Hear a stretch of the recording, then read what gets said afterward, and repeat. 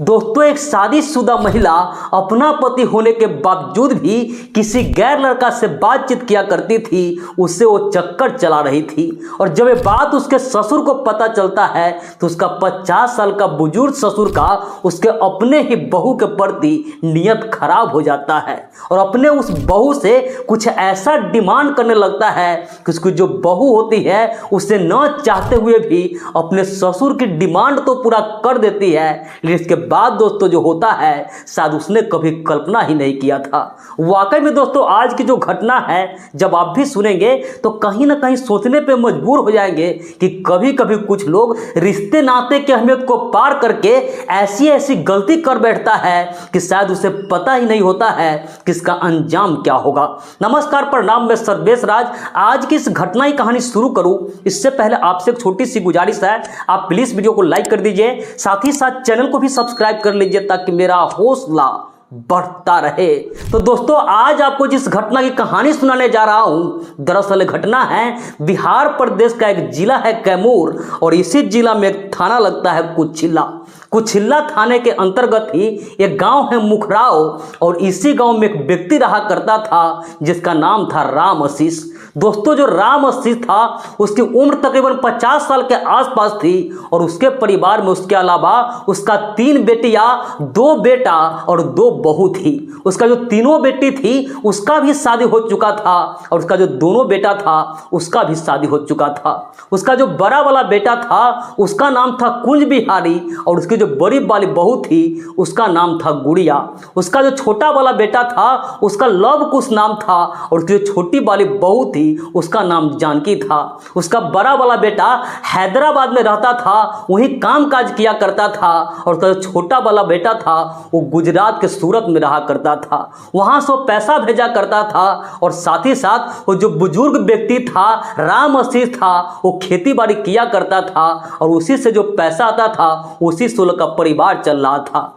बड़े ही आराम से ये लोग अपना जिंदगी जी रहे थे। इसके परिवार में किसी चीज की कोई कमी नहीं थी, सब कुछ ठीक ठाक चल रहा था। लेकिन एक दिन यानी 17 मार्च 2025 के दिन सोमवार के दिन था और शाम के तकरीबन 7 बजे के आसपास वो जो बुजुर्ग व्यक्ति होता है जिसका नाम राम आशीष था वो अपने छोटी वाली बहू को कहता है कि ऐसे ऐसे खेत का रखवाली करने के लिए जा रहे हैं, वहां चने का खेत है तो वहां हम रखवाली करेंगे, कुछ देर वहां पर रखवाली करेंगे और 1-2 घंटे के बाद वापस आ जाएंगे। शाम के तकरीबन 7 बजे के आसपास अपने छोटी बहू को कहकर वो घर से बाहर निकलता है। लेकिन काफी देर बीतने के बाद भी रात को जब वो वापस नहीं लौटता है तो उसकी जो छोटी वाली बहू होती है अब बहुत ज्यादा परेशान होने लगती है। वो पूरे रात भर अपने ससुर का आने का इंतजार करती है, लेकिन इसके बाद भी जब वो वापस घर पे नहीं लौटता है और देखते ही देखते सुबह का 6 बज जाता है, इसके बाद भी वापस नहीं आता है तो उसकी जो छोटी वाली बहू होती है उसके आसपास का कुछ लोग होते हैं उसे बताते हैं कि ऐसे ऐसे ससुर था, शाम को 7 बजे ही ये कहकर निकला था कि खेत में चने का रखवाली करने के लिए जा रहे हैं, लेकिन पूरे रात बीत गई, सुबह का 6 बज गया, अब तक वो वापस नहीं आए। अब उसके आसपास कुछ लोग होते हैं उस बुजुर्ग व्यक्ति को खोजने के लिए उस खेत की तरफ निकलते हैं और जब वहां जाते हैं उस खेत के पास जाते हैं तो देखते हैं कि जो बुजुर्ग व्यक्ति था उसका किसी ने बड़े ही बेरहमी से कत्ल कर दिया था, उसका बॉडी पूरा खून से लथपथ था। अब जैसे ही दृश्य को देखता है इस घटना की जानकारी पुलिस वाले को दी जाती है। पुलिस वाले उस घटना स्थल पहुंचते हैं और इस पूरे मामला के छानबीन करने लगते हैं। वहां एफएसएल की टीम आती है, डीएसपी आते हैं, वहां का थाना अध्यक्ष आता है, इंस्पेक्टर आता है और साथ ही साथ डीआईयू का भी टीम आता है। ये सभी लोग मिलकर के वहां साक्ष्य वगैरह कलेक्ट करते हैं और इस पूरे मामला के अच्छे तरीके से तहकीकात करने लगते हैं।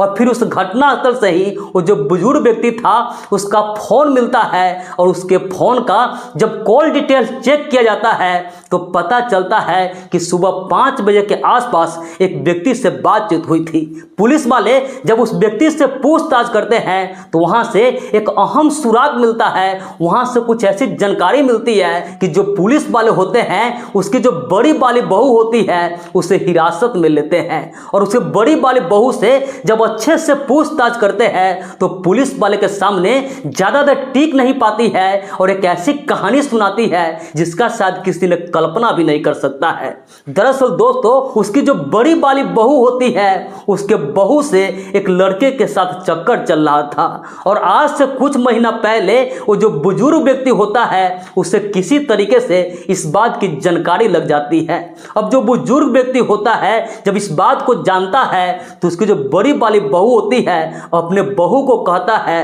कि तुम मेरे साथ भी अवैध संबंध बनाओ, मेरे साथ भी तुम सारी चीजें करो जो अपने तुम प्रेमी के साथ किया करती हो। वो अपने ही बड़ी बहू के ब्लैकमेल करने लगता है, उसके प्रति उसका नियत खराब हो जाता है, अपने बहू से वो गंदी गंदी डिमांड करने लगता है। उसकी जो बड़ी वाली बहू होती है अपने ससुर को इस बातों का विरोध कर रही होती है कि उसका जो ससुर था जब बार बार उसे परेशान करता है तो बात अपने सास को भी बताती है और उसकी जो ननद होती है उसे भी बताती है। लेकिन उसकी जो सास होती है उसका ननद होती है उल्टा उस महिला को भी भला बुरा सुनाती है, उससे कहती है कि तुम ही गलत हो। अब जो महिला होती है आज से तकरीबन 2-3 महीना पहले चूंकि इसका जो पति था वो बाहर रहा करता था तो होली से पहले वो भी अपने मायके चली जाती है। तो उसके मायके जाने के बाद भी उसका जो ससुर था उसे बार बार फोन करता था, बार बार उससे मिलने के लिए, उसे सारी चीजें करने के लिए दबाव बना रहा था। अब कहीं ना कहीं जो महिला होती है उसकी बहू होती है इस सारी चीज़ों से बहुत ज़्यादा वो परेशान हो जाती है। वो सोचती है कि आखिर इससे पीछा कैसे छुड़ाया जाए और फिर एक प्लान करती है और फिर प्लान के मुताबिक 17 मार्च 2025 के दिन यानी सोमवार के दिन जब उसका ससुर अपने बहू को फोन करता है तो उससे मिलने के लिए वो तैयार हो जाती है और शाम के 3 बजे वो जो महिला होती है अपने मायके से मुखराव के लिए निकलती है और जो ससुर होता है शाम के 7 बजे के आसपास अपने छोटी बहू को कहता है कि ऐसे ऐसे हम खेत में चने का रखवाली करने के लिए जा रहे हैं, 1-2 घंटे के बाद वापस आएंगे। और इसके बाद दोस्तों इधर से उसकी बड़ी वाली बहू होती है जब वहां पे पहुंचती है और उधर से उसका जो बुजुर्ग ससुर होता है बक्सर जिले का एक खेड़ी गांव होता है वहां पे दोनों मिलते हैं और इसके बाद दोस्तों उसका जो बुजुर्ग ससुर होता है अपने उस बहू को घर ले जाने के बजाय उस चने के खेत में ले जाते हैं।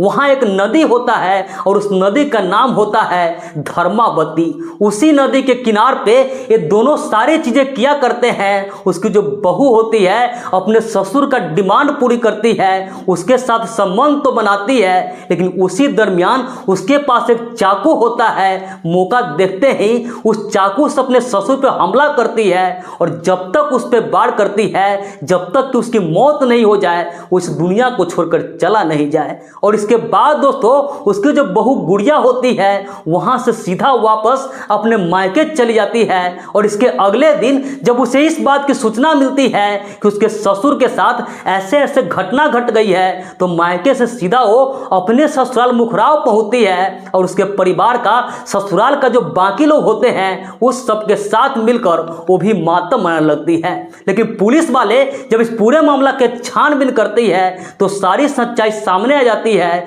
और जो महिला होती है उसकी बहू गुड़िया होती है वो गिरफ्तार भी हो जाती है। तो दोस्तों इस पूरे घटना में आपके नज़रों में उस ससुर का गलती था या फिर उस बहू का गलती था कमेंट करके जरूर बताइएगा। बाकी इस पूरे घटनाक्रम सुनने का उद्देश्य किसी के भावनाओं को आहत करना नहीं था, किसी का भी दिल दुखाना नहीं था, बस समाज में इसी घटनाओं से केवल आपको जागरूक करना था, सतर्क करना था। तो मिलते हैं ऐसे किसी नेक्स्ट वीडियो में, जब तक के लिए जय हिंद, वंदे मातरम।